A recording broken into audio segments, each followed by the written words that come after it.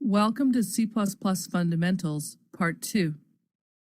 My name is Kate Gregory, and I like to introduce myself by saying I've been using C++ since before Microsoft had a C++ compiler. That's well over 20 years, and in that time I've seen a lot of changes to the language and to how people use it.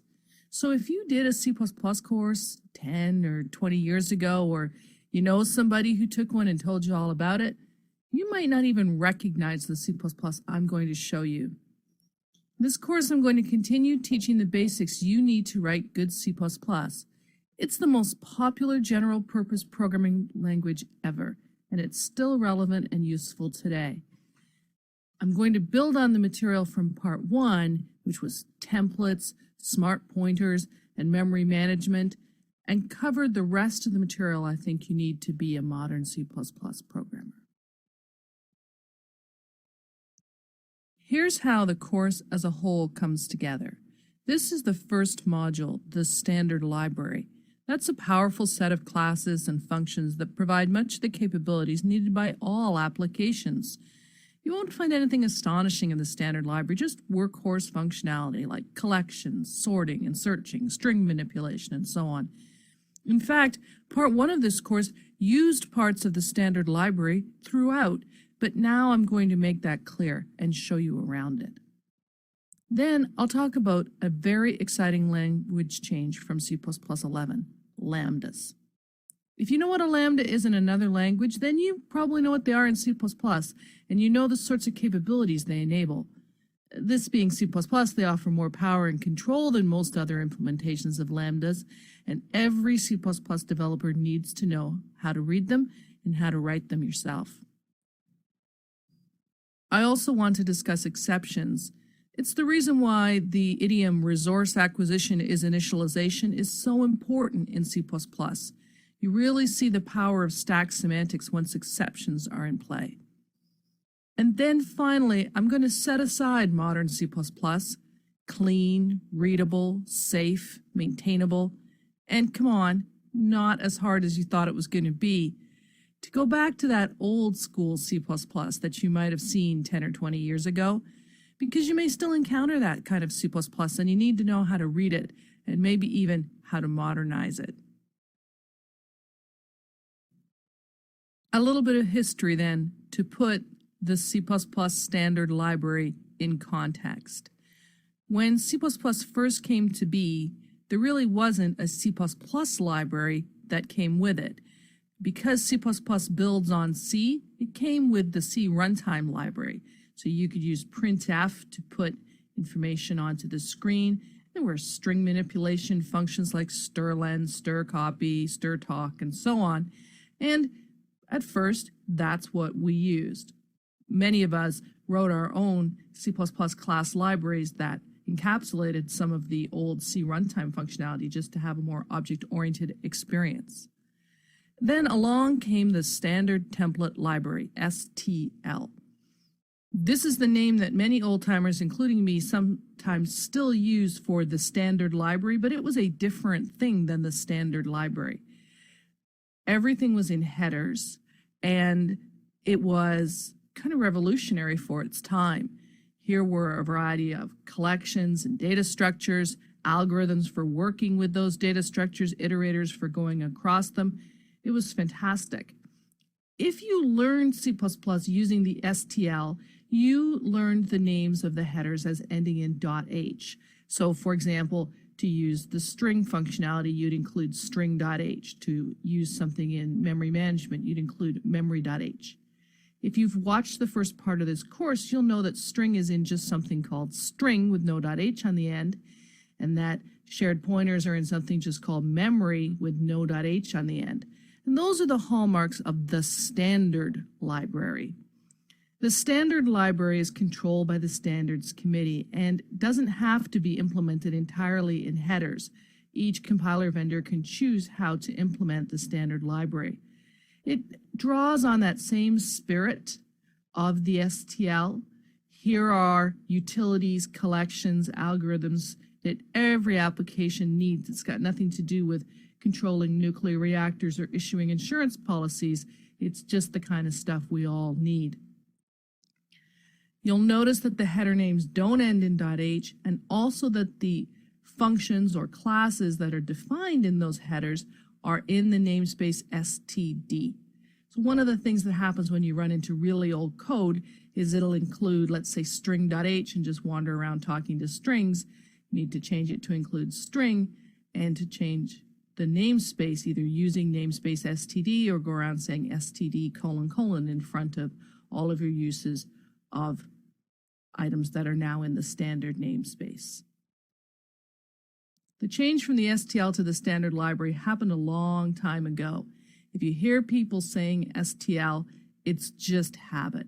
The proper name really is the standard library. The first class I'd like to show you from the standard library, very useful, vector. And by the way, all of these classes that I'm showing you from the standard library, their names start with lowercase letters. So even when I'm putting them in the title, I want you to remember lowercase v on vector. And this is just for carrying around a collection of things, keeping track of a whole bunch of integers or insurance policies or whatever. It's a nice dynamic collection. As you add more items, it will resize itself automatically. Now you should know that there can be a downside in that the resizing can involve copying. So if you have a collection that's currently got room for 5, let's say integers, and you need to put more in, will resize itself to some number larger than 5, and then copy the 5 items over into the new larger vector that has room at the end, and then clean up the old ones. So if what you're putting into the vector is something whose constructor or destructor is really expensive computationally, there can be a cost involved in using a vector. A couple ways around that: you can pre-allocate the vector to be as big as you know you're going to need to be. You can also keep pointers, or better still, a smart pointer like a shared or unique pointer in your vector. Copying pointers is really cheap, and it doesn't destruct and then reconstruct the objects again the way that it would if you were copying solid objects around.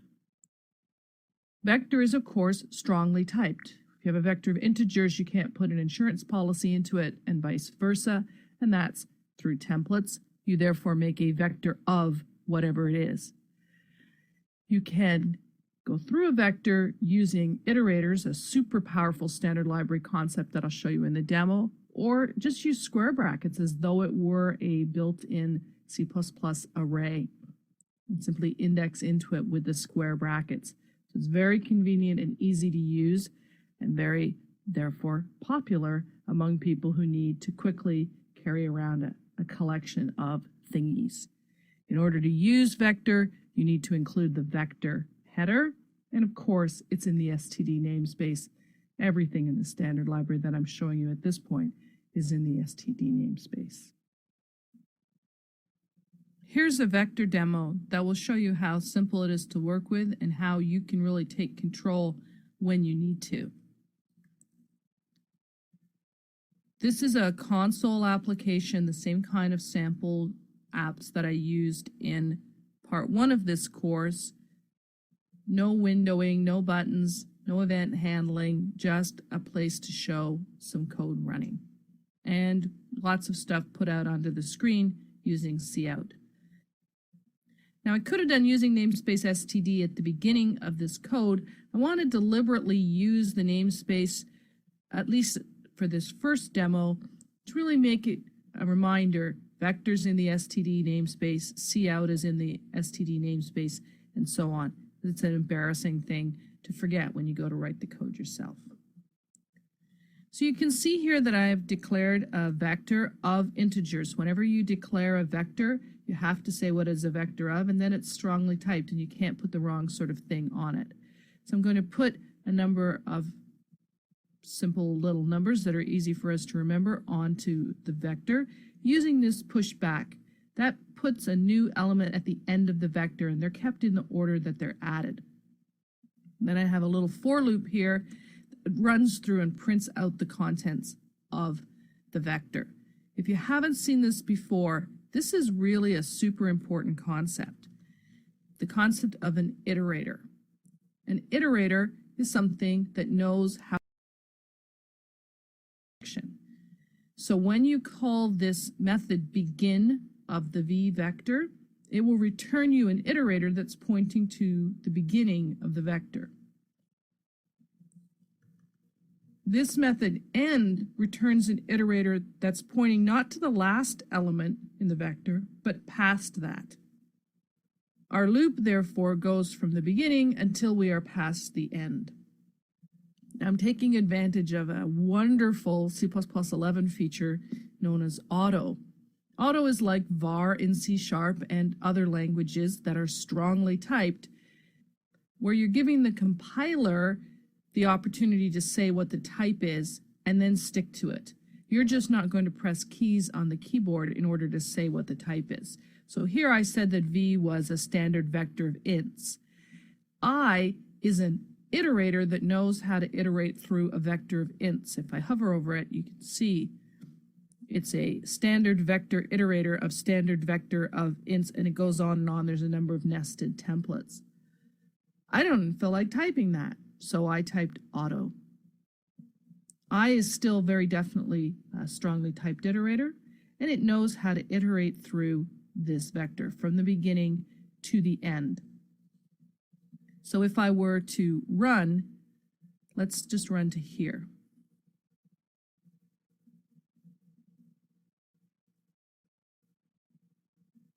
And I hover over v, you can see that it contains those 4 integers, and you can see them in order. The square bracket 4 is telling you the size. Vectors also know their size, and you can ask it if you wanted to use a more traditional loop, sort of I is 0 to less than some number. You could ask the vector for its size in order to do that. And the iterator will print them out in that order. If we flip over to the output, we can see that's the order that they've been printed out to the screen. 3, 6, 9, 2, same as the order they're sitting in the vector, same as the order we added them into the vector. Now, what if you wanted to show these in a different order? Well, there's another pair of iterators. See here, RBegin and REnd. They're called reverse iterators.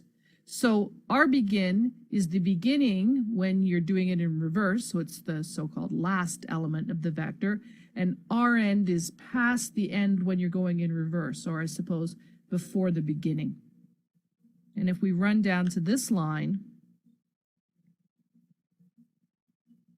and look at the output, sure enough, it comes out in the opposite order.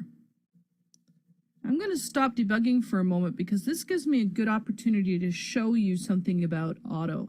Auto doesn't mean that, oh, it's whatever type you feel like and I don't care. It just means that I'm not pushing the letters. So if we look at I in this for loop, it's a standard reverse iterator of a standard vector of ints. And if I were to change reverse end here to just plain end, you see immediately I get red wigglies. You see reverse end and end are of different types. Reverse end is a reverse iterator, whereas end is an ordinary iterator. So up here, both begin returns a standard iterator, a forward iterator, and so does end, and therefore this is a good expression and it's all nice. RBegin and REnd also return expressions of the same type, but when I mess around with it, the compiler says your types don't match. So it's not a free-for-all, it's still a very much strongly typed behavior. And using reverse iterators is very cool. The vector stays in the exact same order. I don't sort it into anti-as added order. We just go through it in a different order. That's a pretty powerful concept, and we come and use iterators again and again with other collections. You don't have to use iterators. This code here just uses a square bracket notation as though it were an array. And of course, that is a zero-based square brackets. So 0, 1, 2, the actual third element. If we run this, you can see that the 0, 1, 2 element of our vector is the number 9.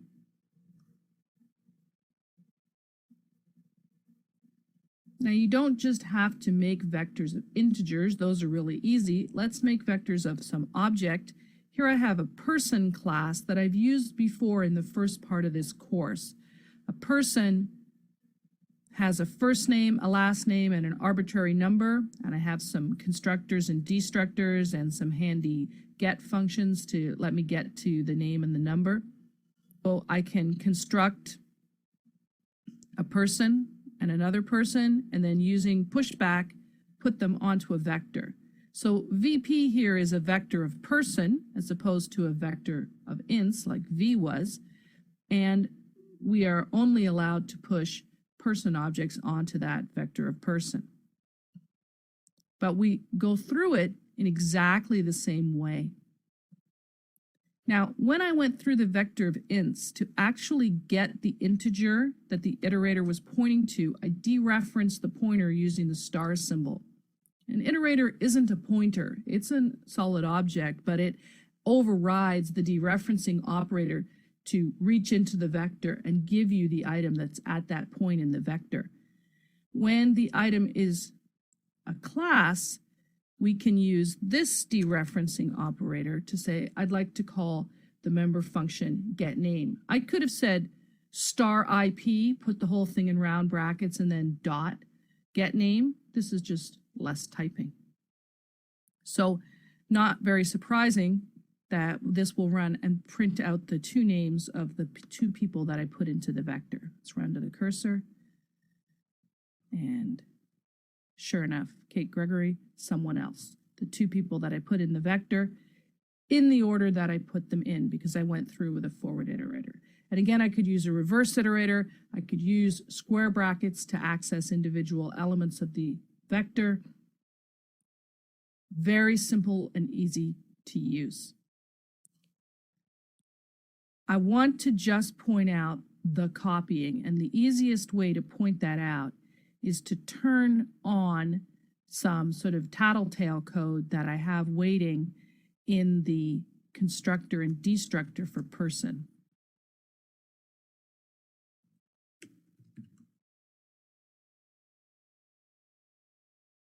So now we'll just run this again and we'll work our way through from here.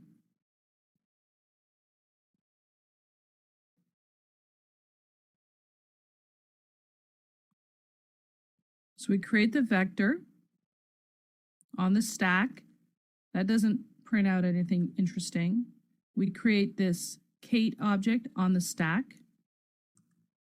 print something out, and then the someone else prints something out. Now I'm calling pushback and I'm passing Kate by value.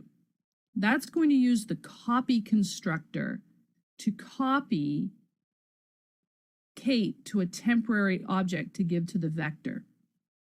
I haven't coded that copy constructor in here, which is fine. We'll just get a bit by bit copy as we talked about in memory management. That works just fine, but it won't print out a statement. So you can't see that we're making a copy of Kate, but later you'll see that copy get destructed. So you will see destructor methods come through. So even though I didn't write the copy constructor, I get one. So we step over here. Nothing written on the screen. But when I go to push the second person onto the vector, we do get this destructing on the screen. And the reason for that is when I pushed the second person onto the vector, we needed to reallocate as a bigger vector. Copied Kate over to the new bigger vector that had room at the end, and then cleared away the old person object that was in the old vector. Of course, the one on the stack is still here, hasn't gone anywhere. It was the unnamed temporary that was living inside the vector who's gone away. So then I can quickly iterate through our two items in the vector. You see them printed out here. And then the application is going to run through some stuff that I will show you later we'll just run right down to here.